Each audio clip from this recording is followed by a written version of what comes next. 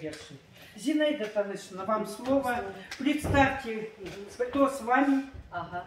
Ну, вы о себе скажите, как о руководителе, о своей организации. Еще раз здравствуйте всем. Я руководитель экологической региональной организации «Сакральный Алтай». Мы 6-й год существуем, занимаемся вопросами экологии, и мы начали с горы Урчин. Много чего, мы прошли в борьбе в этой, мы как возмужали, состоялись, как экологи, гражданская наша позиция укрепилась. Поэтому сегодня продолжаем. Но я хочу представить, что я не одна приехала. Так получилось, что пригласили и не только меня, а Сергея Владимировича Кухтуекова. Это депутат Республики Алтай, активный наш товарищ. Он входит в фракцию независимых. Но кто следит за деятельностью нашего парламента, вы знаете, что это звездочка нашего парламента. Очень активная такая позиция по острым вопросам. Светлана Феликсовна Кветная, она член моей организации «Сохрани Алтай». Кроме этого, она входит в движение «Сохраним Алтай». Как я понимаю, куда входят Саша и Таня, да? Поэтому такой компанией мы приехали. Но меня Нелли Степановна попросила объяснить нормативы этих туркластеров. Может, это хорошее дело делается, но мы живем в демократическом государстве, по крайней мере, у нас у всех есть одинаковые права, не разделяясь на простых людей и на начальников, скажем так. Поэтому все мы должны этими своими правами пользоваться. И все, что делается в плане экономического развития, мы должны знать.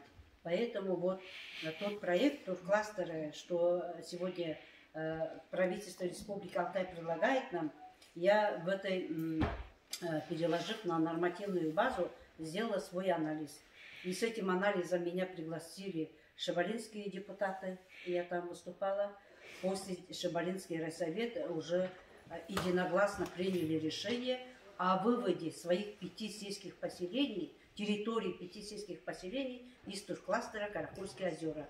Почему? Потому что они не являются инициаторами. Это я все буду объяснять. Коксинские депутаты меня приглашали, районные. Там тоже была у меня встреча, это же повестка, то, что я буду говорить. И один из депутатов Коксинского райсовета подписали официальное обращение на имя главы республики Олега Леонидовича Хараходина, чтобы вывели территорию 5 сельских поселений, не 5, по-моему, 7 сельских поселений из Коксинского района из состава туркластера Белуха. Почему? Потому что сельские поселения не являются инициаторами. В планах нет такого экономического развития.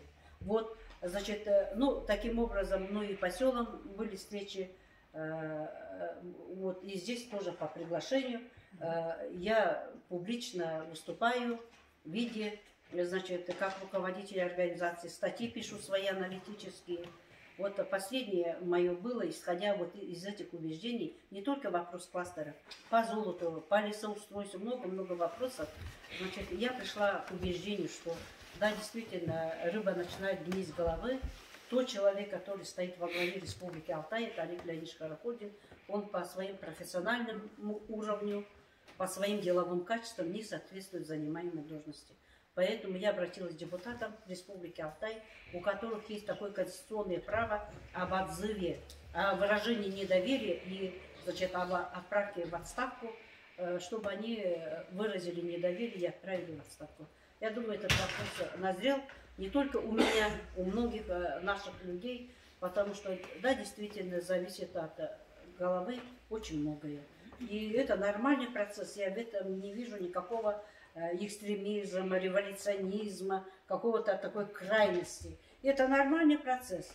Жизнь одна, руководителя избрали, не подходит, убрали другого. Среди народа есть и самородки есть, люди, которые достойны этого. Поэтому здесь нормальный процесс. Поэтому я перейду, наверное, да? Мгм. Лидия Степановна, в канале я сяду. И здесь я одна буду сидеть, все снимают. Лидия Степановна, садитесь со мной. Вы же хозяйка.